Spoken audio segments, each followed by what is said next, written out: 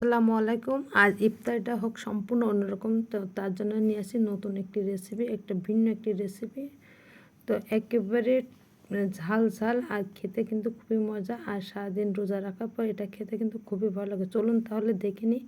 তো প্রথমে তেল দিয়ে এখানে দারুচিনি, এলাচ আর তেজপাতা দিয়ে পেঁয়াজ বেটে দিয়েছি। আর এখানে দিয়েছি দারুচিনি, এলাচ আর একটু বেটেও দিয়েছি, রসুন বাটা আর আদা বাটা দিয়ে দিয়েছি। তো তেলটার ভিতরে কিন্তু আগে আমি পেঁয়াজটা বেরেস্তা করে রেখেছিলাম।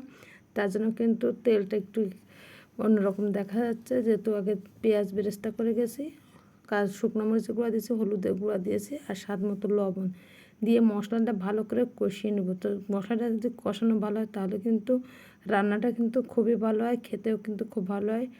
আর এখন দিয়ে দিয়েছি কিছু কাঁচামরিচ, 3 থেকে 4টা কাঁচামরিচ দিয়ে দিয়েছি, দিয়ে আমি ভালো করে কষিয়ে নিয়েছি। আর এখানে গোটা লবঙ্গ দিয়ে দিয়েছি। আর এখানে যে মুরগির মাংসটা ধুয়ে পরিষ্কার করে রেখেছিলাম আর সেটা দিয়ে দিয়েছি। আর বড় সাইজের একটা আলু ছোটো ছোটো করে কেটে দিয়েছি।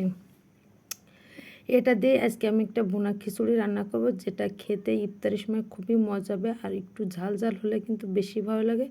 তো মাংসটা কিন্তু আমার কষানো কমপ্লিট হয়ে গেছে। এখন আমি চাল আর ডাল একসাথে ধুয়ে পরিষ্কার করে রেখেছিলাম, সেটা দিয়ে ভালো করে ভাজি করে নেব। তো আমি এখানে মুগ ডাল দিয়েছি, চাইলে আপনি মুসুর ডাল দিয়েও এটা কিন্তু রান্না করতে পারবেন। তবে আমি কিন্তু এই কড়াইতে আজকে রান্না করব না, জাস্ট এখানে একটু ভাজি করে নিচ্ছি। নিয়ে আমি রাইস কুকারে পানি বসিয়ে দিয়েছি। তো আমি সেই পানিতেই কিন্তু রান্নাটা করে নেব। আর এটা কিন্তু খেতে খুবই ভালো লাগে। তো সারাদিন আমরা রোজা থেকে ভাজা পোড়া তো অনেকেই খাই। তো আপনারা ভিন্ন একটি রেসিপি করে এভাবে ইফতারিতে কিন্তু খেতে পারেন। তো প্রতিদিনই কিন্তু ভাজা পোড়া খেলে কিন্তু অনেক সমস্যা, গ্যাসের প্রবলেম হয়। সেই ক্ষেত্রে আপনারা কিন্তু এরকম একটি রেসিপিটা বানিয়ে খেতে পারেন। তো এদিকে আমার পানিটাও কিন্তু ফুটিয়ে গেছে, চালটাও ভাজি করা হয়ে গেছে, আমি একটু চালটাও দিয়ে দিয়েছি। আর এইভাবে রান্না করে নিব, আর একটু একেবারে নরম হবে, খেতেও কিন্তু খুবই ভালো লাগবে। তো এই পর্যায়ে আমি একটু নেড়ে চেড়ে ঢাকনা দিয়ে ঢেকে দিব।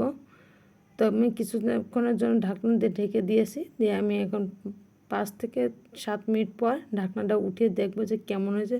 তো কিছুটা পানি কিন্তু কমে এসেছে। এই পর্যায়ে আমি একটু লবণ দিয়ে দেবো। তো লবণটা আমি আগেও দিয়েছি, এখন একটু বুঝে শুনে লবণটা দিতে হবে। আর অর্ধেকটা পেঁয়াজ বেরেস্তা আমি এখন দিব, বাকি অর্ধেকটা আমি পরে সার্ভ করে নিব।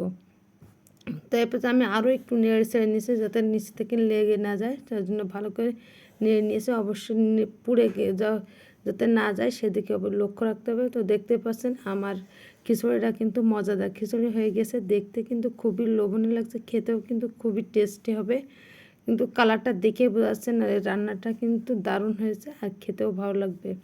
এটা কিন্তু ছোট থেকে বড় সবাই পছন্দ করে। তো আমার ভিডিওগুলো আপনারা দেখবেন। আর কুকিং ভিলেজ রেসিপি অনেক সহজ সহজ ভিডিও দিয়ে থাকে, যাতে আপনারা খুব সহজে বাসাতে এরকম রেসিপি বানিয়ে আপনারা পরিবেশন করতে পারেন ফ্যামিলি সবাইকে একসাথে নিয়ে। তো আজ এই পর্যন্ত, সবাই ভালো থাকবেন। আল্লাহ হাফেজ।